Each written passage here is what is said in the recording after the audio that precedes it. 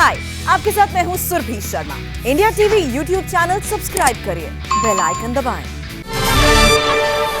नमस्कार, आप देख रहे हैं इंडिया टीवी। मैं हूं पंकज भार्गव। पूरा देश एकजुट होकर कोरोना के महासंकट में जंग लड़ रहा है। अपनों को बचाने के लिए लोग एक एक सांस के लिए दर दर भटक रहे हैं, लेकिन इस बीच शहर शहर मौत के सौदागर एक्टिव हैं। इस आपदा को अवसर बना रहे हैं। दिल्ली के एक बड़े रेस्टोरेंट में आज पुलिस ने छापेमारी की। अंदर 419 ऑक्सीजन कॉन्सेंट्रेटर्स मिले। सांसों के संकट के बीच ऑक्सीजन बनाने वाले ये कॉन्सेंट्रेटर मुंहमांगी कीमत पर बेचे जा रहे थे। शादरा में तो हद हो गई। आग बुझाने वाले सिलेंडर को ऑक्सीजन सिलेंडर बना दिया गया। नासिक से भी ब्लैक मार्केटिंग की खबर आई। 40,000 की दवा 4 लाख में बेच दी गई।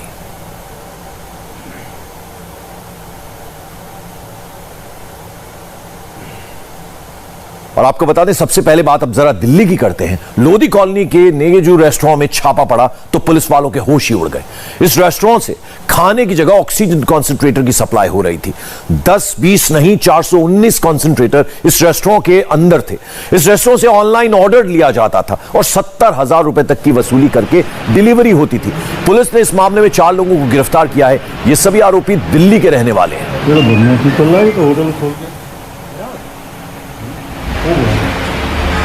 ये तस्वीरों में आप देख रहे हैं, रेस्टोरेंट में पुलिस का छापा पड़ा तो 419 ऑक्सीजन कॉन्सेंट्रेटर जब्त किए गए। तो आप देख सकते हैं कि किस तरह से यहां पर ये गैर कानूनी काम हो रहा है, लोगों की जान से खिलवाड़ हो रहा है। किस तरह महंगे दाम पर ये ऑक्सीजन कॉन्सेंट्रेटर्स बेचे जा रहे हैं। आपको हमारे संवाददाता जतिन शर्मा की एक रिपोर्ट दिखाते हैं। लोधी कॉलोनी के एक रेस्टोरेंट के अंदर ऑक्सीजन कॉन्सेंट्रेटर की ब्लैक मार्केटिंग करने वाले 4 लोगों को साउथ दिल्ली पुलिस ने गिरफ्तार किया है। दरअसल यही वो 4 लोग हैं जो कि बंद रेस्टोरेंट के अंदर ऑनलाइन ऑक्सीजन कॉन्सेंट्रेटर की ब्लैक मार्केटिंग करते थे। 20 से 25,000 रुपए में चाइना से ये ऑक्सीजन कॉन्सेंट्रेटर मंगाते थे और उसके बाद 70,000 रुपए तक जो लोगों को ऑक्सीजन कॉन्सेंट्रेटर ऑनलाइन बेचा जाता था। ये पीछे आप सभी ऑक्सीजन कॉन्सेंट्रेटर देख रहे हैं। तकरीबन 419 ऑक्सीजन कॉन्सेंट्रेटर इनके पास से बरामद किए गए हैं। कुछ रेस्टोरेंट के अंदर से, कुछ दिल्ली के ही एक फार्म हाउस के अंदर ये सभी ऑक्सीजन कॉन्सेंट्रेटर को स्टोर किया हुआ था। हालांकि पुलिस का कहना है कि इन चारों से अभी पूछताछ की जा रही है। साथ ही रेस्टोरेंट का जो दूसरा स्टाफ है उनसे भी इस मामले में पूछताछ की जाएगी। और अभी तक ये कई लोगों को इस तरीके से ब्लैक मार्केटिंग करके ऑक्सीजन कॉन्सेंट्रेटर बेच चुके हैं। एक गूगल पे यानी कि ऑनलाइन पर इन्होंने एक पोर्टल बनाया था। पोर्टल के जरिए लोगों को कॉन्टेक्ट करते थे और लोगों को उसके बाद बिल के जरिए ये ऑक्सीजन कॉन्सेंट्रेटर बेचा करते थे। हालांकि मैट्रिक्स के नाम से जो बिल है वो दिया जाता था। इन 4 लोगों में से एक उसी रेस्टोरेंट का मैनेजर है तो दूसरा मैट्रिक्स कंपनी से जुड़ा एक अधिकारी भी है। पुलिस इस पूरे नेक्सस को खंगालने की कोशिश कर रही है। साथ ही पुलिस का ये भी कहना है कि रेस्टोरेंट के अंदर अवैध तरीके से इस तरीके से ब्लैक मार्केट का धंधा किया जाता था। इसको लेकर दूसरे स्टाफ से भी पूछताछ की जाएगी। साथ ही किस सोर्स से ये लोग ऑक्सीजन कॉन्सेंट्रेटर को भारत लाते थे उस सोर्स को भी खंगाला जाएगा, जिसके लिए कस्टम के अधिकारियों से भी संपर्क किया जाएगा। पुलिस इस पूरे नेक्सस को खंगालने में जुटी है। साथ ही दूसरे लोग जो इनके साथ जुड़े थे उनकी भी तलाश की जा रही है। हमारे साथ इस पूरे मामले पर बात करने के लिए डीसीपी साउथ अतुल कुमार ठाकुर मौजूद है। सर, कैसे आप लोगों को पता लगा और कितने ऑक्सीजन कॉन्सेंट्रेटर आप लोगों ने रिकवर किया? ये दिल्ली पुलिस बहुत अलर्ट है। ब्लैक मार्केटिंग, होर्डिंग और जो अन्य लाइफ सेविंग इक्विपमेंट है उनके प्रति कि उसकी कालाबाजारी ना हो, उसके खिलाफ एक्शन लिया जा रहा है, कंटिन्यूसली लिया जा रहा है। और इसी सिलसिले में इंस्पेक्टर प्रफुल्ल झा जो एसएचओ लोधी कॉलोनी है, कल इलाके की गश्त पे निकले और उन्होंने देखा कि एक लोधी कॉलोनी में एक रेस्टोरेंट के सामने हलचल है, गाड़ियां लगी हुई हैं, लोग अंदर बाहर कर रहे हैं। तो उन्होंने चेक करने के लिए जब वो अंदर गए तो उन्होंने पाया कि 4 लोग बैठे हुए हैं वहाँ पे और ऑनलाइन ऑर्डर्स ले रहे हैं कंप्यूटर्स पे। और वहाँ पे जब सर्च किया गया तो उन्हें 32 ऑक्सीजन कॉन्सेंट्रेटर मिले। इन सभी लोगों से पूछताछ करते हुए फिर फौरन केस दर्ज किया गया 420, 120B, 34 और डिज़ास्टर मैनेजमेंट एक्ट में और एसेंशियल कमोडिटीज़ एक्ट के तहत। और उसके बाद इन 4 लोगों को गिरफ्तार किया गया होर्डिंग और ब्लैक मार्केटिंग के लिए। कैमरामैन राजकुमार के साथ Jatin Sharma, India TV, Delhi. Corona महामारी के इस दौर में मेडिकल इक्विपमेंट्स को लेकर कालाबाजारी की खबरें लगातार सामने आ रही है। साउथ दिल्ली पुलिस ने एक रेस्टोरेंट के अंदर ऑक्सीजन कॉन्सेंट्रेटर की ब्लैक मार्केटिंग का पर्दाफाश किया है और तकरीबन 419 ऑक्सीजन कॉन्सेंट्रेटर रिकवर किए हैं, जो कि आप ये पीछे देख रहे हैं। हमारे साथ इस पूरे मामले पर बात करने के लिए डीसीपी साउथ अतुल कुमार ठाकुर मौजूद है। सर, कैसे आप लोगों को पता लगा और कितने ऑक्सीजन कॉन्सेंट्रेटर आप लोगों ने रिकवर किया? ये दिल्ली पुलिस बहुत अलर्ट है। ब्लैक मार्केटिंग, होर्डिंग और जो अन्य लाइफ सेविंग इक्विपमेंट है उनके प्रति कि उसकी कालाबाजारी ना हो, उसके खिलाफ एक्शन लिया जा रहा है, कंटिन्यूसली लिया जा रहा है। ये पूरा एक तरीके से रैकेट चल रहा था। कहाँ से ये लोग ये ऑक्सीजन कॉन्सेंट्रेटर मंगाते थे, कितने में मंगाते थे और आगे कितने में बेचते थे? ये प्रारंभिक जांच में जो सामने आया है, जो इनके बिल्स और इनवॉइसेस हम लोगों ने देखे हैं, उसमें करीब 20 से 25 हज़ार रुपये में ये इंपोर्ट करते थे ये ऑक्सीजन कॉन्सेंट्रेटर्स। और कोरोना काल में मौत की सौदागरी से जुड़ी एक और बड़ी खबर दिल्ली के शाहदरा से आई है। शाहदरा में पुलिस ने एक गोडाउन पर छापा मारा। भारी तादाद में ब्लैक कलर में रंगे आग बुझाने वाले सिलेंडर बरामद किए गए। आग बुझाने वाले इन सिलेंडर्स को पेंट करके ऑक्सीजन सिलेंडर बताकर महंगे दामों पर बेचा जा रहा था। पुलिस ने मौत का गोरख धंधा करने वाले लोगों को गिरफ्तार कर लिया है। हमारे संवाददाता जतिन शर्मा की एक रिपोर्ट देखिए। ऑक्सीजन और ऑक्सीजन सिलेंडर की कमी किसी से छिपी नहीं है, लेकिन इस महामारी के दौर में कुछ ऐसे असामाजिक तत्व भी हैं जो कि इस मौके को भुनाने की कोशिश कर रहे हैं, उससे कमाई करने की कोशिश कर रहे हैं। ऐसे ही 3 लोगों को शाहदरा डिस्ट्रिक्ट पुलिस ने गिरफ्तार किया है। ये सभी लोग फायर सिलेंडर को ऑक्सीजन सिलेंडर के अंदर कन्वर्ट करते थे और उसको 15 से 17 हज़ार रुपए तक बेचा जाता था।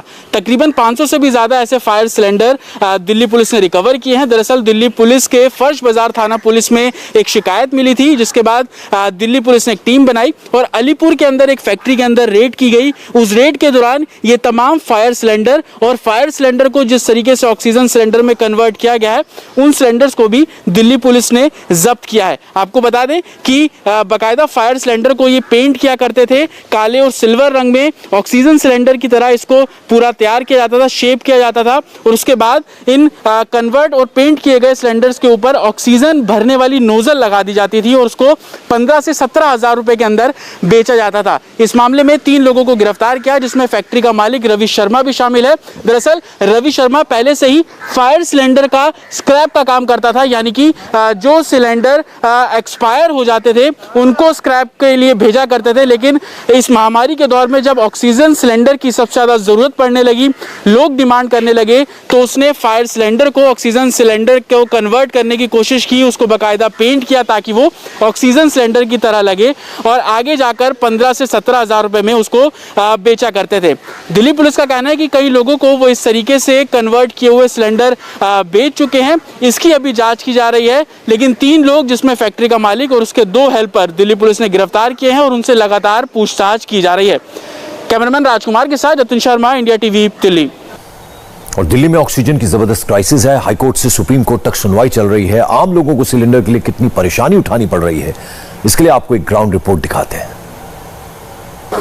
दिल्ली में ऑक्सीजन की क्राइसिस है और मायापुरी फिलिंग सेंटर के बाहर लोगों की भारी भीड़ है। लोग अपने सिलेंडर के साथ यहाँ पहुँचे हैं और ये खाली सिलेंडर है, वो यहाँ से सिलेंडर लेना चाहते हैं। हमारे साथ कुछ लोग हैं, उनसे बात करते हैं। भैया ये बताइए क्या नाम है और कहाँ से आए हैं, क्या दिक्कतें आ रही है? यहाँ पर गैस आपको आसानी से मिल रही है? जी, मेरा नाम विशाल कुमार है। हम द्वारका मोड़ में रहते हैं। अभी ये तो नहीं पता कि आसानी से मिल रही है नहीं मिल रही, बट इतना पता है कि द्वारका वालों को यहाँ पे नहीं दे रहे हैं। पेशेंट क्रिटिकल है और अर्जेंटली हमें ये सिलेंडर चाहिए भरा हुआ। आपने बात करने की कोशिश की, क्या कहा गया आपको? नहीं, ये कहा गया कि द्वारका वालों को नहीं देंगे। इतना पता लगा है कि टोकन लेना है, वहाँ पे नोटिस लगा हुआ है कि एरिया वाइज है और आज से नहीं मिलेगा। अगर मायापुरी एरिया नियर बाय है तो मायापुरी ही देना चाहिए। अब कोई बबाना और मुंड का कैसे जाएगा एक सिलेंडर लेके? दिक्कत यही आ रही है, सबके साथ सेम प्रॉब्लम है। इसलिए आपको क्यों खाली नजर आ रही है, वरना तो कल तक तो पीछे तक लाइनें थी। सर, मैं रात को आया था अपना छोटा सिलेंडर फिल कराने। रात को मुझे कोई प्रॉब्लम नहीं आई। विदिन 30 to 40 मिनट्स मेरा सिलेंडर फिल हो गया था। बट सुबह मैं आया हूँ तो सुबह मेरे को बोला जा रहा है कि आपको डॉक्यूमेंट्स दिखाने पड़ेंगे, पेशेंट का आईडी दिखाना पड़ेगा और पता नहीं क्या क्या दिखाना पड़ेगा, जो कि मेरे पास सिर्फ फोन पे है। पता नहीं है फोन पे अप्रूव करते हैं या नहीं करते। वहाँ पे मैंने देखा पर्ची लगा हुआ है कि हाँ, डॉक्टर का प्रिस्क्रिप्शन, आईडी, मेरे पास सब कुछ है बट फोन में रिपोर्ट है कोविड का वो दिखाना। हाँ, डिजिटल सब कुछ है बट हार्ड कॉपी कुछ नहीं है मेरे पास। तो पता नहीं आप करते हैं नहीं करते। रात को तो उन्होंने कर दिया, मेरे को बहुत इजीली मिल गई रात को, बट सुबह मेरे को लग रहा है इशू आएगा क्योंकि ऑलरेडी लाइन भी बहुत लंबी है और लोग भी बहुत ज्यादा है। आप देख सकते हैं लोगों ने अपनी सिलेंडर के साथ यहाँ पे लाइन में खड़े हैं, काफी परेशान हैं, उनके पेशेंट एडमिट हैं हॉस्पिटल में, ऑक्सीजन लेवल कम हो रहा है। आंटी ये बताइए आप कहाँ से आए हैं, क्या दिक्कतें आ रही हैं? तो मायापुरी से आए हैं, 1 दिन 3 दिन लगे रहे, ये लोग अंदर अंदर अपना घुसा देते हैं। हम लोग जो आम पब्लिक है वो तो पिस पिस के मर रही है, उसके लिए बिल्कुल इनकी सुनवाई नहीं है। मैं सबसे पहले आके वहाँ खड़ी हुई हूँ, बंदे को लगाया है, कहा अंदर भेज दो, नहीं भेज रहे हैं और बस अंदर चल रहा है, जबकि मैंने किसी से पता किया था अंदर भर रहा है। तो परिजन परेशान है। अब देखिए कि इतने भारी सिलेंडर को उठा के वो फिलिंग सेंटर तक पहुंचते हैं लेकिन उनको अंदर जाने की इजाजत नहीं दी जा रही है। कैमरा पर्सन अश्विनी कुमार के साथ सैयद नजीर, इंडिया टीवी, दिल्ली। और कोरोना मरीजों के लिए संजीवनी बने रेमडेसिविर इंजेक्शन की धड़ल्ले से कालाबाजारी हो रही है। मार्केट में नकली रेमडेसिविर भी आ चुके हैं जिसे लेने पर मरीजों की जान भी जा सकती है।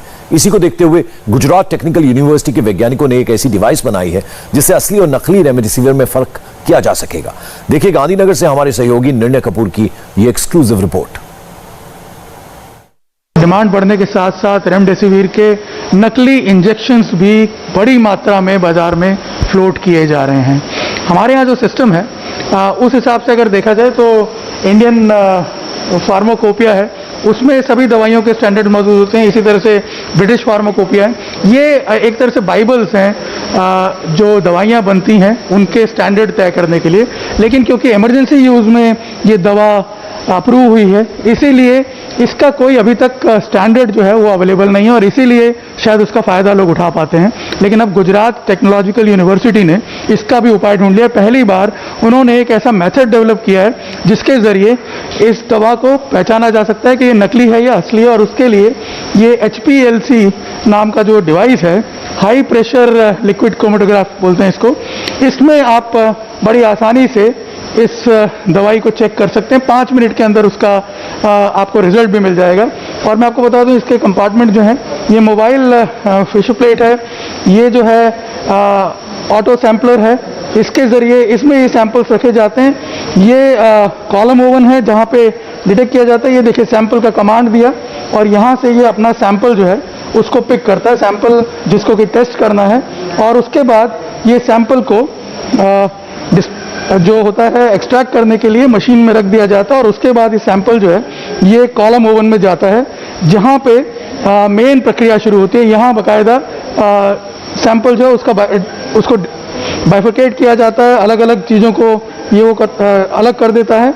और कैसे ये पूरा सिस्टम काम करता है हम डॉक्टर कश्यप से जानने की कोशिश करते हैं। डॉक्टर कश्यप ये बताइए कि ये जो HPLC है ये कितना इफेक्टिव है और कैसे ये वर्क करता है? जी सर, ये HPLC काफ़ी पॉपुलर टेक्निक है।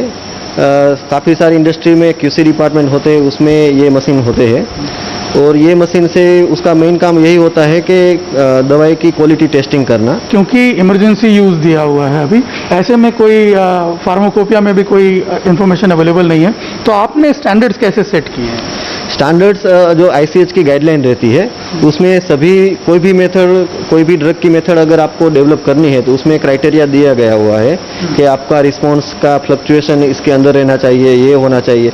तो वो सभी क्राइटेरिया का अगर फुलफिल रहता है तो फिर पहले मेथड डेवलप। अभी जैसे ही हम देख रहे हैं कि HPLC जो मशीन है काम चल रहा है, आप बता रहे हैं 5 मिनट में इसका रिजल्ट मिल जाएगा, तो वो हम कैसे आइडेंटिफाई कर पाएंगे? ये जो भी हम बोल रहे हैं कि 5 मिनट में हो जाए वो डेवलपमेंट पैरामीटर के अंतर्गत आता है। तो उसके लिए हमको एप्रोप्रिएट ये सोलवेंट सिस्टम सिलेक्ट करना पड़ता है। उसके लिए हमको यहाँ पे जो पंप का जो सेटिंग है वो एप्रोप्रिएट करना पड़ता है, कॉलम का एप्रोप्रिएट सिलेक्शन करना पड़ता है। वो सारे का एक यूनिक कॉम्बिनेशन रहता है और उसके बाद में एक मेथड बनती है जो। और दिल्ली के रकाबगंज गुरुद्वारा से एक अच्छी खबर आ रही है, दिखाएंगे ब्रेक के बाद। हाय, आई एम सुरभि शर्मा। खबरों से अपडेट रहने के लिए India TV YouTube channel subscribe करिए, साथ में बेल आइकन जरूर दबाएं। जुड़े रहें इंडिया टीवी के साथ।